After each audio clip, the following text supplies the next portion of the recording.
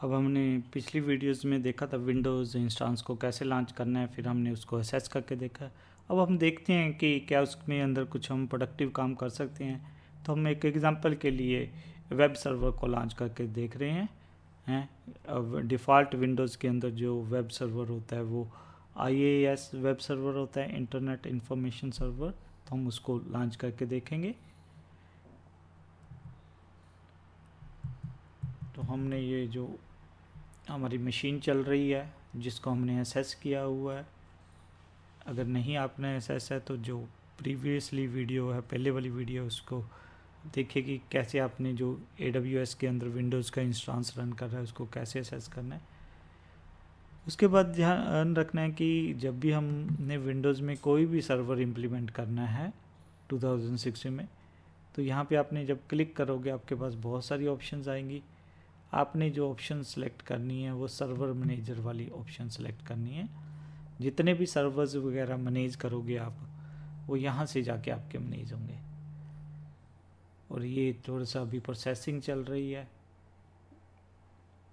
और उसके बाद आपने ध्यान रखना है कि सर्वर को मैनेज करने से आपको क्या करना पड़ेगा।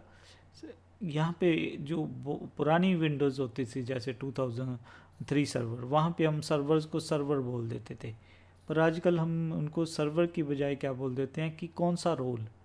अब एक तो टर्म है मैं यूज़ कर सकता कि ये वेब सर्वर इम्प्लीमेंट करेंगे, दूसरा मैं इसको कह सकता हूँ हम इस में जो इंस्टांस है उसको वेब सर्वर वाला रोल देने वाले हैं। तो यहाँ पे रोल सर्वर्स को हम जनरली क्या बोल देते हैं कि ये कौन से रोल के अंदर काम कर रहा है। अगर हमने सपोज मेल सर्वर इम्प्लीमेंट करना है तो हम कहेंगे मेल सर्वर का रोल है, अगर FTP सर्वर है तो FTP। तो इसका मीनिंग आपने जब भी सर्वर्स वगैरह को इंस्टॉल वगैरह करना है तो आपने यहाँ पे क्लिक करना है ऐड रोल्स एंड सर्विसेज। तो हमने यहाँ पे नेक्स्ट कर देना है।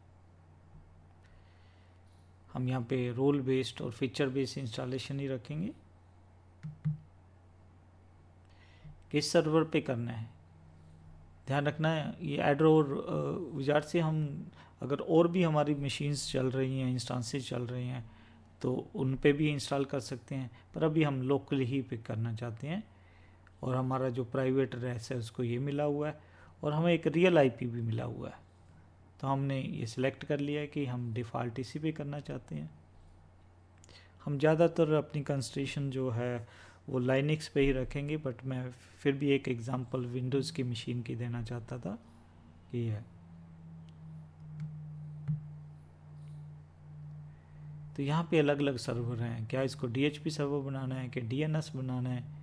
हम एक सीरीज़ ऑफ वीडियोस भी बनाएंगे जिसमें हम विंडोज़ की, पर वो लोकल सर्वर्स पे देखेंगे कि विंडोज़ की नेटवर्किंग कैसे करनी है प्रॉपरली, वो बिल्कुल अलग सीरीज़ होगी। तो यहाँ पे हम सिंपल रखना चाहते हैं चीज़ों को। अलग अलग सर्वर, जो भी आपने सर्वर को इम्प्लीमेंट करना चाहते हैं उसको सिलेक्ट कर लीजिए। तो यहाँ पे आप देखोगे क्या लिखा हुआ है,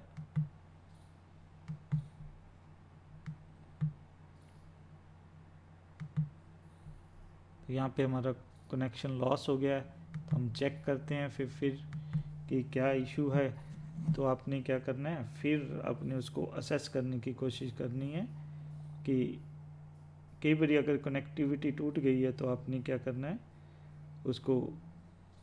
तो मेरे केस में क्योंकि जहाँ से मैं नेट यूज़ कर रहा था वो डिसकनेक्ट हो गया है, तो मैं किसी दूसरे सोर्स से उसको असेस करने की कोशिश कर रहा हूँ।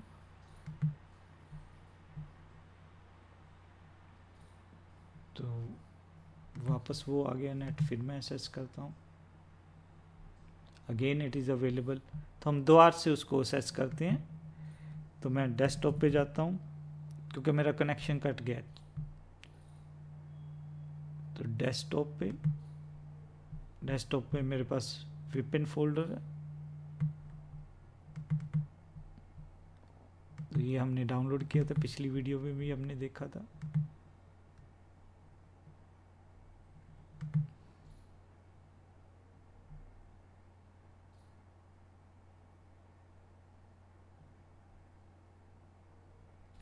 तो वापस स्क्रीन आ गई। कई बार ऐसा हो जाता है, तो अच्छी चीज़ है कई बार आप पे जो प्रॉब्लम आती है तो उसको कैसे सॉल्व करना है वो भी आपको पता लगे। और ब्यूटी क्या है कि हमारा यहाँ पे कुछ नहीं हुआ, क्योंकि ये रिमोटली चल रही थी मशीन। जो हमने ऑप्शन सेलेक्ट की थी अभी भी हम वहाँ पे, यहाँ से हमारा कनेक्शन कट हुआ था, तो हमने यहाँ पे क्या करना है, वेब सर्वर को सिलेक्ट कर लेना है। तो ये आपसे ऐड फीचर्स वाला बोल रहा है कि ये आपको मैनेजमेंट कंसोल चाहिए, आपको हम कह देंगे यस चाहिए। तो यहाँ पे क्लिक हो गया है। जब हमने रिमूव करना होगा तो इसको हटा देंगे। Next next. तो यहाँ पे और ऑप्शंस वगैरह पूछ रहा है, तो हमने कुछ नहीं, बाय डिफ़ॉल्ट ही रखेंगे। कुछ ध्यान रखना, जो आपका IAS है वो FTP सर्वर की तरह भी काम करता है।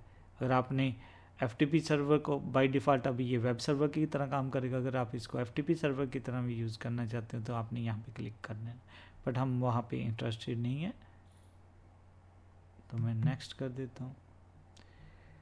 तो ये कई बार क्या होता है कि हम चाहे विंडो है चाहे लिनक्स है, हमें कई बार जब हम सर्वर्स इम्प्लीमेंट करते हैं, इंस्टॉल करते हैं, तो हमें रीस्टार्ट करने की कई बार ज़रूरत पड़ती है। कई बार रीस्टार्ट का मैसेज आता नहीं है, तो यहाँ पे विंडोज़ वालों ने बड़ी अच्छी ऑप्शन दी है कि restart the destination server automatically required. अगर ये विंडो 2016 को सर्वर को लगता है कि भी नहीं, अभी कुछ ऐसा इंस्टॉल हुआ है जिसके लिए रीस्टार्ट करने की ज़रूरत पड़ेगी, तो हमने अपने आप वो कर देगा। तो हम यहाँ पे यस कर देते हैं। तो उसके बाद हम क्या कर देते हैं, इंस्टॉल। अब ये थोड़ा सा टाइम लेगा। अब हमें क्या करना पड़ेगा, एक पेज बनाना पड़ेगा, छोटा सा पेज हम बनाएंगे। अगर आपके पास विंडो लाइनक्स वाला अपाचे वेब सर्वर होता है तो पहला पेज हम index.html बनाते हैं, जैसे हमने लाइनक्स में वेब सर्वर को लॉन्च करके देखा था। पर यहाँ पे ध्यान रखना है कि जो हम पहला पेज बनाएंगे, इसको मैं अब थोड़ा सा मिनिमाइज कर देता हूँ, अभी इंस्टॉल हो रहा है। तो हम जो पहला पेज बनाएंगे, इसको भी थोड़ा सा, ताकि मेरे को अपनी होस्ट मशीन नज़र आ जाए। तो हमने नोटपैड ओपन कर रखा है। तो यहाँ पे आपने जो पहला पेज बनाना है, ध्यान रखना है, वो default.html, ये वाला हम पेज बनाने की कोशिश करेंगे, default.html। अगर वो लाइनक्स वाला होता तो हमने क्या करना था, index.html। अगर PHP वहाँ पे यूज़ कर रहे होते तो index.php। ऐसी विंडोज़ में अगर हम ASP वगैरह यूज़ करते तो पहला पेज हमने क्या बनाना था, default.asp। तो हमारे केस में हम जो पेज बनाएंगे default.html पहला पेज। तो हम यहाँ पे इसको क्लोज़ कर देते हैं। अपने आप ये थोड़ी देर बाद मैसेज आ जाएगा कि इंस्टॉल हो गया कि नहीं हो गया। तो मैं यहाँ पे आता हूँ। आपने ध्यान रखना, जैसे ही हम वेब सर्वर को इंस्टॉल करते हैं तो बाय डिफ़ॉल्ट यहाँ पे एक inet pub डायरेक्टरी बन जाती है, इंटरनेट पब्लिशिंग डायरेक्टरी। उस पर आपने क्लिक कर देना है। वहाँ पे आपके पास कौन सी डायरेक्टरी आ जाएगी, www। और यहाँ पे आपने जो पेज बनाना है, पहले वाला पेज बनाना है, उसका क्या नाम होना चाहिए, वो default.html। तो उसके बनाने के लिए हमारे पास कई तरीके हैं। तो मैं यहाँ पे नोटपैड ही ओपन कर लेता हूँ। अब ध्यान रखना, ये नोटपैड अंदर वाली मशीन में चल रहा है जो इंस्टेंस है। तो हम सिंपल सा लिख देते हैं, वेलकम टू विंडोज़ जम IAS server on AWS cloud. Save कर देते हैं, सेव एज कर देते हैं। कहाँ सेव करना है हमने, मीन किसी भी तरह से आपने क्या करना है, एक फाइल बनानी है सी ड्राइव के अंदर, iNetPub के अंदर,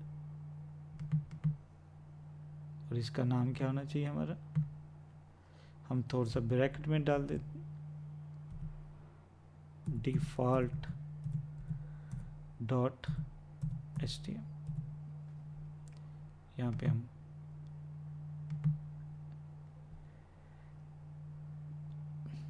तो इन्वर्टेड कॉमा डालने से जो भी फाइल हमने नाम रखा है वही रखा जाएगा। अदरवाइज कई बार पीछे वो txt एक्सटेंशन भी लगा देता है, तो हम इसको क्या कर देते हैं, सेव कर देते हैं।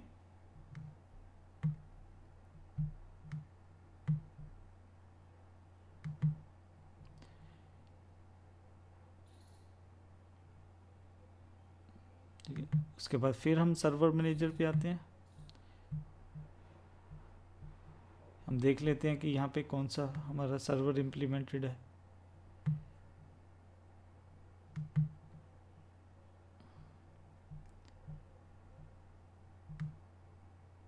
तो ये आपको इवेंट्स वगैरह दिखा रहा है कि आपने क्या कुछ किया हुआ है। तब हम इसके कंसोल में जाते हैं। यहाँ पे देखते हैं कि हमारे पास IIS वेब सर्वर को कंट्रोल करने के लिए कोई आइकन वगैरह है या नहीं है। विंडो एडमिनिस्ट्रेटिव टूल्स,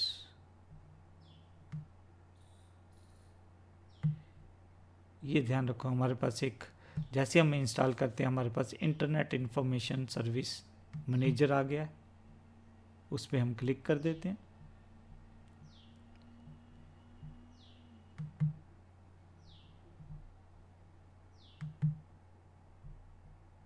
तो हमारे पास साइट्स हैं, डिफ़ॉल्ट वेबसाइट्स। डिफ़ॉल्ट वेबसाइट को हम जब राइट क्लिक करते हैं तो चेक करते हैं क्या ये इसकी प्रॉपर्टीज़ को देखना चाहते हैं, कौन सा डिफ़ॉल्ट डॉक्यूमेंट है।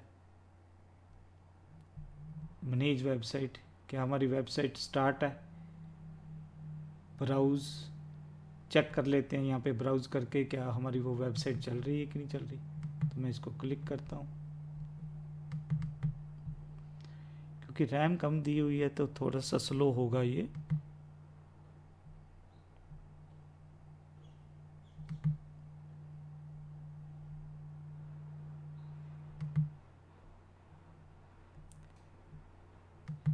तो ये कुछ पूछ रहा है कि कौन सी सिक्योर वगैरह साइट्स हैं। तो हम यहाँ पे, ये हमारी वेबसाइट क्या हो रही है, डिस्प्ले हो रही है। दैट मीन जो हमने वेबसाइट बनाई है वो प्रॉपरली हमारी चल रही है। हमने लोकली टेस्ट कर लिया है। अगर रिमोटली टेस्ट करना चाहेंगे तो उसको भी एक बार चेक कर लेते हैं कि एडवांस सेटिंग्स, डिफ़ॉल्ट वेबसाइट, तो इसका एक बार एड्रेस चेक करके देख लेते हैं कि नेट से अवेलेबल है कि नहीं, क्या ये लोकली अवेलेबल है कि नेट से भी अवेलेबल है। तो हम इसको एड्रेस चेक कर लेते हैं कि व्हाट इज़ द एड्रेस।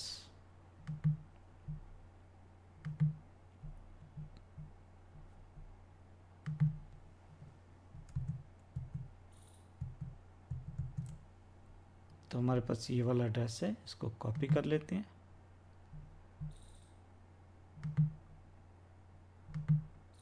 तो यहाँ पे ओपन करके देखते हैं। तो हमारे पास बाय डिफ़ॉल्ट इसका मीनिंग कुछ भी करने की ज़रूरत नहीं पड़ी हमें। हमने क्या करना है, सिंपल इवन IIS मैनेजर को भी ओपन करने की नेसेसरी नहीं था। आपने बस पेज बना देना था। जैसे आपने पेज बनाते तो ये आपकी क्या है कि वेबसाइट आपकी स्टार्ट हो जाती है। तो ये हमारा जो वेब सर्वर है वो एक्सेसिबल है। इवन अगर आप नाम से एक्सेस करना चाहते हैं तो नाम से कैसे एक्सेस करेंगे, अब इसको कॉपी कर लीजिए, एक बहुत बड़ा नाम है। तो जैसे आप टाइप करोगे तो इसका मीनिंग हम कोई भी चीज़, जैसे हम लोकल सर्वर मैनेज करते हैं वैसे इन सर्वर वगैरह को मैनेज कर सकते हैं। और अगर आपको वो सर्वर को वापस, इसको मैं क्लोज कर देता हूँ। अगर आपने फिर हटाना है तो आप उस सर्वर को यहाँ पे आओगे, आप क्या करोगे, सर्वर मैनेजर। अब प्लीज़ ध्यान रखना कि जो पुराने सर्वर होते थे, यहाँ से जहाँ से ऐड होता था वहाँ से सर्वर रिमूव हो जाते थे। यहाँ पे आपने चेक करना है, मैनेज में आना पड़ेगा। मैनेज में आके आपको क्या करना पड़ेगा, रिमूव रूल्स। आपको जैसे सर्वर इंस्टॉल करना भी आना चाहिए, रिमूव भी करना चाहिए। अभी जैसे नेक्स्ट करेंगे तब किसको रिमूव करना चाहते हैं, अब इसको अनचेक कर दीजिए, नेक्स्ट। तो ये हमारा क्या हो गया, हम इसको फिर बोल देते हैं कि अगर रीस्टार्ट है तो जरूरत है तो क्या करें, रीस्टार्ट। तो अभी ये कुछ टाइम लेगा, 1 से 2 मिनट, तो आप इसको क्या कर सकते हो। तो इस तरह हमारा क्या है कि जो वेब सर्वर है उसको हमने इम्प्लीमेंट करके देखा है, बहुत आसान है। जैसे अगर लोकली आपको नहीं आता है इम्प्लीमेंट करना, तो वो क्लाउड में वही डिफ़िकल्टीज आएंगी। तो आपने प्रॉपरली ध्यान रखना है कि सेम ही प्रोसेस है, आपके पास क्लाउड पे सर्वर होना चाहिए। तो अब हम इसको देख लिया हमने, बाद में देखते हैं कि इस मशीन को हम क्या करने वाले हैं, क्या हम इसको रखने वाले हैं या इसको हम टर्मिनेट वगैरह करेंगे। तो फिर एक बार मैं दिखा देता हूँ कि हमारे पास ये जो हमारे पास मशीन थी उसको हमने प्रॉपरली असेस कर लिया है, और उसके बाद हमने उस पर एक वेब सर्वर भी, IIS वेब सर्वर भी उस पर लॉन्च करके देखा है। अब आप इसको अकेला मैं ही नहीं असेस कर सकता हूँ, अगर आप अगर इस टाइम अगर आप इसको असेस करना चाहते तो आप भी कर सकते थे इसको। दैट मीन पूरी दुनिया को ना हो ये सर्वर अवेलेबल है, दैट इज़ द बेनिफिट, ये वाला बेनिफिट है इसमें।